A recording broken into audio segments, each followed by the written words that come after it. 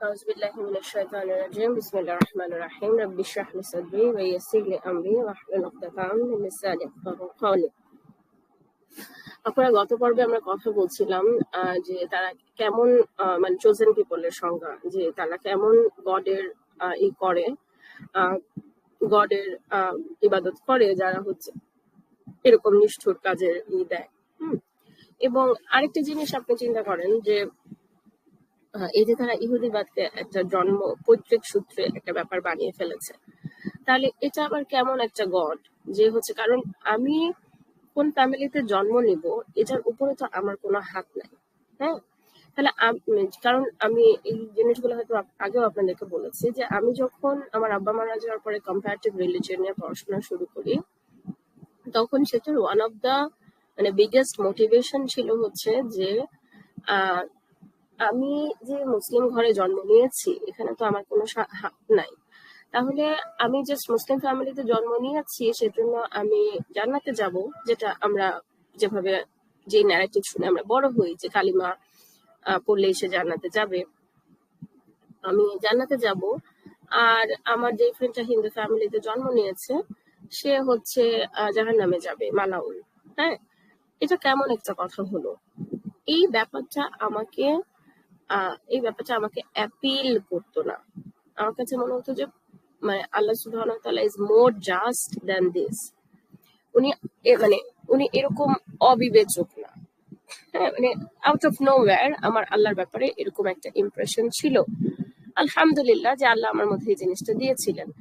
এবং তখন থেকেই তো তারপর আস্তে আস্তে আমি বুঝলাম যে না, ব্যাপারটা হচ্ছে আমি কোন ফ্যামিলিতে, মুসলিম ফ্যামিলিতে জন্ম নিলেই আমার জান্নাত গ্যারান্টিড হয়ে যায় না, আই হ্যাভ টু আর্ন ইট।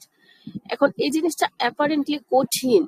যদি মুসলিম ফ্যামিলিতে জন্ম নিলেই জান্নাত কনফার্ম হয়ে যেত, তাহলে লাইফটা তো আসলে সহজ হতো আমার জন্য বা আমাদের জন্য, আমরা যারা মুসলিম ফ্যামিলিতে জন্ম নিয়েছি। কিন্তু ব্যাপারটা যখন আমি দেখলাম যে এরকম না, তখন জিনিসটা আসলে আমার জন্য রিলিভিং ছিল যে okay, that makes a complete sense. তো তাহলে আপনি দেখেন যে এই যে আল্লাহকে বর্ণবাদী ভাবা, ঠিক আছে, এটা তো আমি বলবো যে আল্লাহকে বর্ণবাদী ভাবা। তো এখন মানে আমি এই জায়গাটাতে এসে অনেকের জিনিসটা পেঁচাপেচি খেয়ে যায়, আমাকে আমার অনেক বইয়ের রিডার বলেছেন। তো আমি এখন এই অডিওতে আমি এই জিনিসটা একটু আপনাদের কাছে ক্লিয়ার করার চেষ্টা করব যে ব্যাপারটা কি আসলে। ওরা বলতেছে যে আমরা হচ্ছে মানে এই ল্যান্ডটা গড আমাদেরকে দিয়েছে, ঠিক আছে।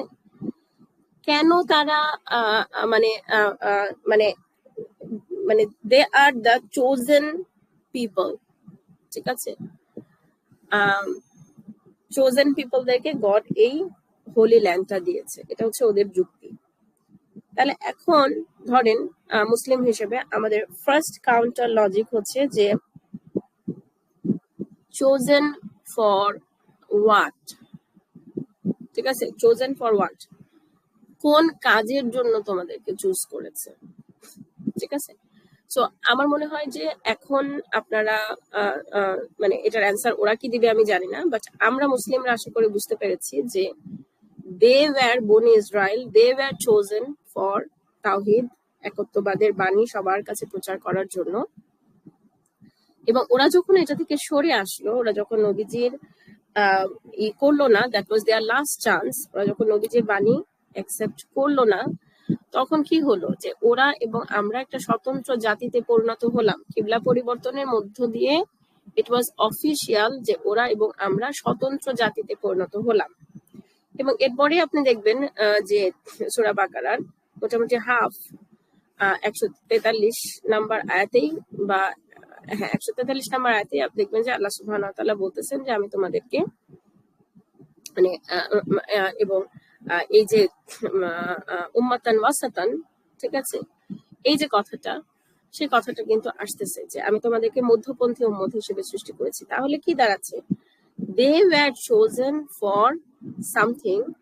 তারা যখন সেই কাজটা, তাহলে এটা আমরা যারা একটা অফিস ম্যানেজমেন্ট হিসেবে এটা আমরা খুব ইজিলি বুঝি যে আমরা হয়তো বা কোনো একটা টিমকে চুজ করলাম কোন একটা প্রজেক্ট, কোন একটা মিশন কমপ্লিট করার জন্য, and for whatever reason তাদের পারফরমেন্স এবং সবকিছু দেখে তারা আটারলি ফেইলড, তখন we will choose someone else, another team, ওই মিশনটা কমপ্লিট করার জন্য। এবং দিস ইজ হোয়াট আমাদের ক্ষেত্রে, আমরা যারা মুসলিম এখন, আমাদের উপর now we are the chosen people, now we are the chosen people. এবং তাহলে আপনি যদি তাহলে টেকনিক্যালি চিন্তা করেন, তাহলে এখন ইসরায়েল রাষ্ট্রটা প্রতিষ্ঠার মাধ্যমে বা হোলি ল্যান্ড যেটা প্যালেস্টাইন, এই মসজিদুল আকসা এন্ড এভরিথিং, এটা এখন তাহলে চোজেন পিপলদের নিয়ন্ত্রণে নাই। তো তাহলে আমাদের কিন্তু দায়িত্ব বর্তায় যে এইটার পিছনে একটা কন্ট্রিবিউট করার, যেন আমরা যেন ল্যান্ডটা আবার চোজেন পিপলদের হাতে ফিরে আসে। এটা গেল ওয়ান লাইন অফ আর্গুমেন্ট। আরেকটা লাইন অফ আর্গুমেন্ট তারা বলতে পারে যে হ্যাঁ, বাইবেলে তাদেরকে মানে তারা তো রেফারেন্স হিসেবে বাইবেলকে নিয়ে আসবে। তো এই ব্যাপারটা কিন্তু খুবই একটা ইন্টারেস্টিং ব্যাপার। দেখেন যে তারা সেকুলারিজমের প্রমোটার, তারা এই তারা সেই ধর্মটা, এবং আমরা মুসলিমরাও এখন ওদের লেজুর বৃত্তি করছি, ধর্ম নিয়ে হাসাহাসি করি, ইমাম মাহাদি, দাজ্জাল, এগুলো আমাদের ফানের বিষয়। অথচ আপনি মানে এই জিনিসগুলো কিন্তু দেখাটা খুব জরুরি, আইডেন্টিফাই। দেখেন যে এই যে কয়েকদিন আগে চার্লস, হ্যাঁ, তার যে রাজা হিসেবে অভিষেক হলো, বাল্ক অফ দ্য ইতে ছিল যে আচ্ছা বাইবেল হাতে নিয়ে তারপরে পোপ, মানে ইট ওয়াজ মানে part of it was a religious event. এই জিনিসটা কিন্তু আমাদের খুব ভুল ধারণা ওয়েস্টের ব্যাপারে, যে ওরা রিলিজিয়াস না। এই কথাটা আমি আগেও বলেছি, অনেকবার বলেছি। আমি নিজে যেহেতু ওয়েস্টার্ন কান্ট্রিতে থাকি, সেহেতু আমি ওখানে যে ফার্স্ট হ্যান্ড আমি এই জিনিসটা এক্সপেরিয়েন্স করেছি যে ওরা রিলিজিয়াস না, এই কথা ঠিক না। ওরা বরং অনেক ক্ষেত্রে অনেক অনেক বেশি রিলিজিয়াস, এবং রিলিজিয়নের ব্যাপারে ওরা আনকম্প্রোমাইজেবল। কিন্তু যেটা হয়েছে সেটা হচ্ছে যে ওদের রিলিজিয়নটা চেঞ্জ হয়ে গেছে। তো এখন ওদের চার্জ কম্প্রোমাইজ করতে করতে করতে করতে এমন পর্যায়ে আসছে যে আপনার ড্রিঙ্ক করা এখন, আর ওরা ওদের বই চেঞ্জ করে ফেলছে। ড্রিঙ্ক করা ওরা দেখাইতে চায় যে লাস্ট সাপারে, এগুলো আমরা সামনে দেখবো ইনশাল্লাহ, যখন খ্রিস্টানদের এই জিনিসগুলো ডিটেলসে পড়বো, দেখবো যে ওরা দেখাতে চায় যে যীশু খ্রিস্ট আসলে মদ খাইছিলেন। আল্লাহ আস্তাগফিরুল্লাহ আজিম। ওরা ওদের রিলিজিয়নটা চেঞ্জ করে ফেলছে। সো প্রিম্যারিটাল সেক্স, একসাথে লিভ টুগেদার করা, ওদের রিলিজিয়নে এখন আর ট্যাবু না। ড্রিঙ্ক করা, পর্ক খাওয়া, এগুলো ওদের রিলিজিয়নে এখন আর ট্যাবু না। সেটা কিন্তু ইট ডাজন্ট মিন যে ওরা রিলিজিয়াস নাই। সেজন্য ইট ইজ পসিবল যে ডিপেন্ডিং ইন জেনারেল এনভায়রনমেন্টের কথা যদি আপনি বলেন, ইটস ভেরি পসিবল যে আপনি ওদেরকে গিয়ে বলবেন যে রিলিজিয়াস হলিডে অথবা রিলিজিয়াস কোন একটা রিজার্ভেশন আছে। ইনশাল্লাহ আমার মেয়ে ওখানে ইসলামিক স্কুলে যায়, কিন্তু ধরেন যদি এটা হতো যে পাবলিক স্কুলে যায় এবং আমি তাকে হলিডের দিনে গিয়ে বললাম যে না, আমার মেয়ে হলিডে কস্টিউম পরবে না, আমাদের রিলিজিয়াস রিজার্ভেশন আছে, আমার মেয়ে হলিডের দিনে স্কুলে আসবে না, দে আর বাউন্ড টু গিভ আমি দ্যাট কনসেশন। ঠিক আছে, অথবা তারা এটাতে ওকে করতে বাধ্য। এবং এরকম আমার বহু হয়েছে। আমার কম্প্রিহেন্সিভ পরীক্ষার একাধিকবার আমার কম্প্রিহেন্সিভ পরীক্ষার টাইম এমন হতো যে আমার জোহরের টাইম চলে যাবে, তো আমি গিয়ে স্ট্রেট গ্রাজুয়েট কোঅর্ডিনেটরকে আমি গিয়ে বলছি যে আমার প্রেয়ার টাইম চলে যাচ্ছে, তুমি কি আমাকে এক্সট্রা 10 মিনিটস দিবা? I need 10 minutes to pray. সে বলছে yes fine, go ahead and pray. আমি ওখানে এক্সাম হলে এক কোনায় গিয়ে আমি নামাজ পড়ে ফেলছি। অজু করা 4 রাকাত ফরজ জাস্ট পড়তে 10 মিনিটস, এবং দেন হয়েছে। অনেক ক্ষেত্রে কিন্তু এই জিনিসগুলো আমাদের দেশেই বরং কম। আমাদের দেশে আপনি দেখবেন যে হাসাহাসি করবে, দাড়িওয়ালা, হেন তেন আজে বাজে কথা।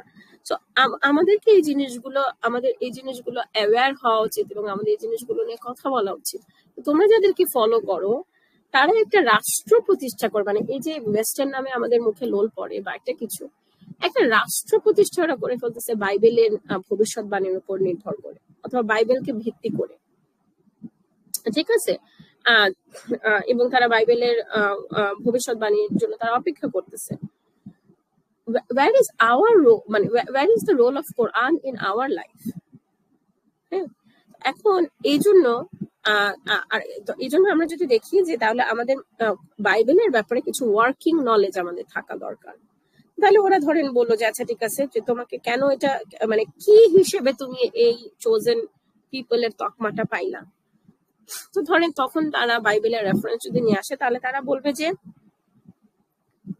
মানে ইব্রাহিম আলাইহিস সালামের বংশধর হিসেবে, ঠিক আছে, ইব্রাহিম আলাইহিস সালামের বংশধর হিসেবে তারা এই এই ফেভারিটিজম বলেন বা এই প্রিভিলেজ বলেন, এই প্রিভিলেজে তারা দাবিদার। ধরেন এই কথা যদি বলে, তাহলে আমরা কিভাবে রেসপন্ড করবো, এটা আমরা নেক্সট পর্বে দেখবো ইনশাআল্লাহ। জাযাকুমুল্লাহু খায়রান। শোনার জন্য আসসালামু আলাইকুম ওয়া রাহমাতুল্লাহি ওয়া বারাকাতুহু।